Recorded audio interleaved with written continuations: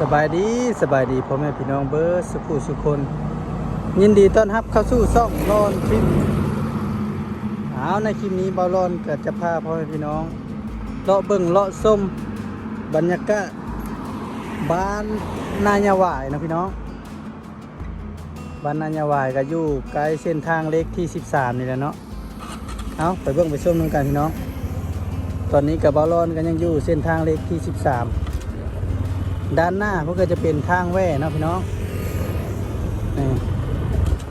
ตัวป้ายนี่จะเป็นทางแว่บ้านนาเมืองก็จะเป็นเลี้ยวขวาเนาะบ้านนายาหวายก็ต้องเลี้ยวซ้ายอยู่ด้านหน้าพวกอะไรเนาะตอนนี้เราก็ไปก่อนยังบ่ฮอดทางแว่เทื่อเนาะอันนี้ก็จะเป็นเขตผมว่ามันขึ้นกับบ้านนายาหวายหรือบ่เนาะเถียงหรือว่าขึ้นกับบ้านนาเมืองน่าจะขึ้นกับนายาหวายเนาะพี่น้อง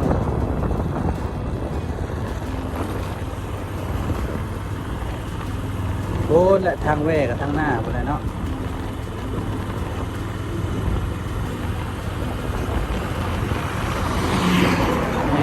ฮอดทางแว่แล้วเดี๋ยวไปเบิ่งน้ำกันพี่น้องบอลลอนกับโบได้มาบ้านนี่ก็หลายปีแล้วเนาะ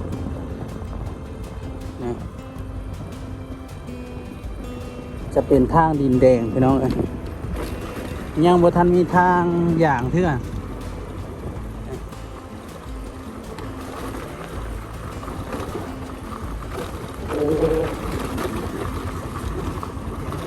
ขี่หินใหญ่นะบรรยากาศก็คือฝนหยับตกนี่นะนั่นนี่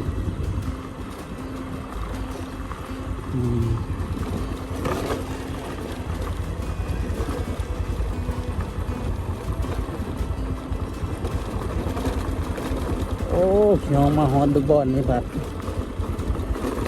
เป็นทางคนที่บ้านนี่ถือว่าโอเคเลยพี่น้องนี่น่าจะเป็นไทยบ้านเพิ่นนั่นเที่ยวเองเนาะโอ้คอนกรีตทัตเตบอลนี้เนาะ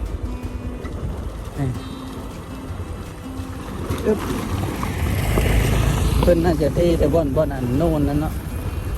เพราะมันเป็นหินน่าจะเป็นหินทางแบบเป็นแหลมๆมันยากเนาะอันนี้จะเป็นเขตในบ้านแล้วเนาะเข้าสู่ในบ้านเลยเนาะ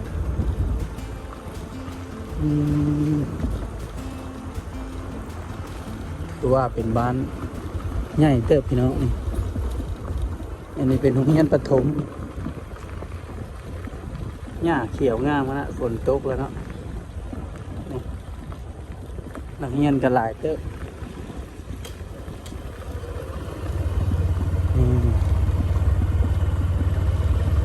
โอ้ถือว่ามีแต่เงินหลังงามหลายอยู่ได้พี่น้องนี่เงินหลังใหญ่เนาะเพราะว่าแถวนี้มันก็ใกล้ในเมืองแล้วพี่น้องโอ้วัดถือว่าเราเก่งนะพี่น้องน่าจะเป็นแบบอารามเก่านะนี่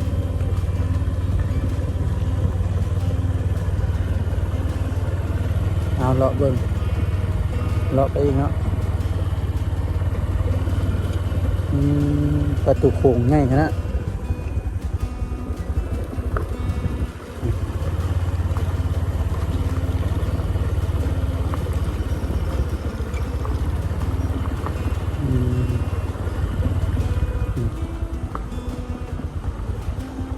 หนาแน่นอยู่เลยเข้ามาแถวนี้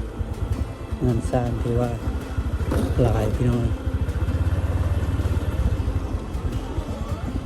มาขายเครื่องขายของกินมักห้องมักแต่งเนาะ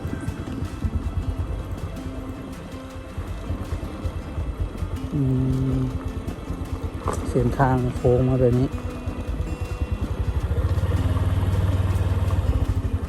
ออกไปนี่ออกตรงหน้าบะอ๋อเลยเข้าใจ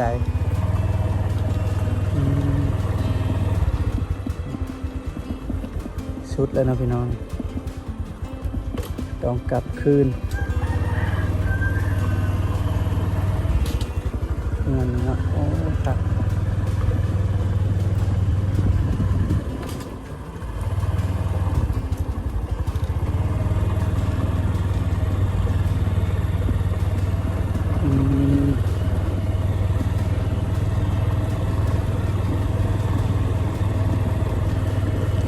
คนมีกันหลายพี่น้องเงินคนที่เขามีในระดับหนึ่งเนาะพี่น้องมีรถใหญ่สำหรับคนที่บ่มีก็คือว่าแหละเนาะเลาะเบิ่งเลาะไปเรื่อยๆเงินเจ้ากัน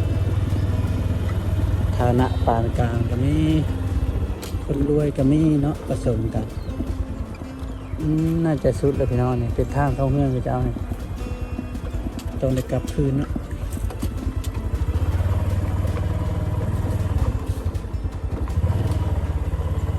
เดี๋ยวเข้าไปเวทางวัดจักหน้อยหนึ่งเนาะพี่น้องเข้าไปเบิ่งข้างในวัดนำกันปึ๊บ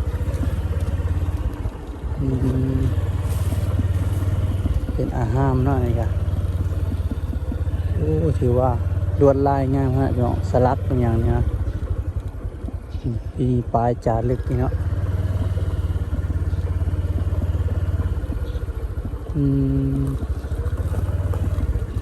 งามหลายพี่น้องเอ้ยบริเวณวัด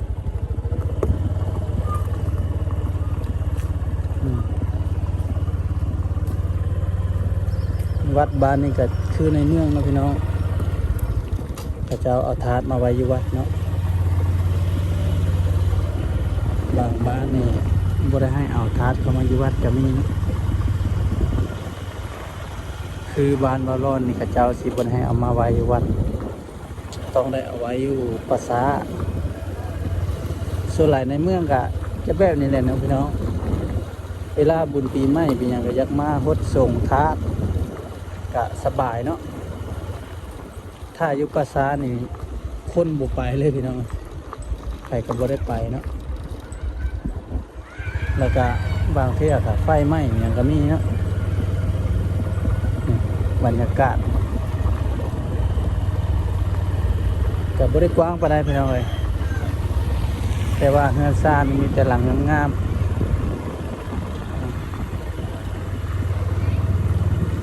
คือว่าเป็นชุมชนหนาแน่น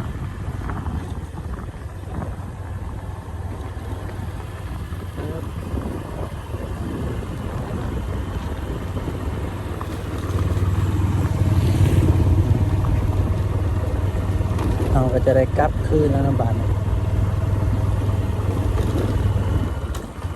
เลาะบนเลาะส้มประมาณนี้พี่น้องเลยบ้านนายาวายเมืองตะแคกแขวงขมวนคอยกันมานี่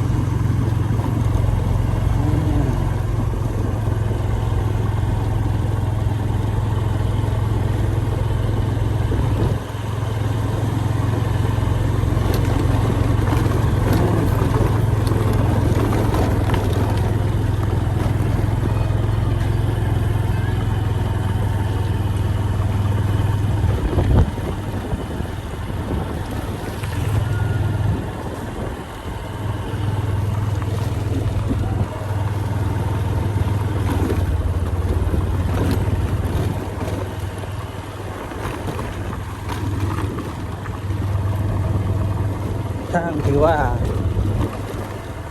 มาขี่หินลายหน้าเลย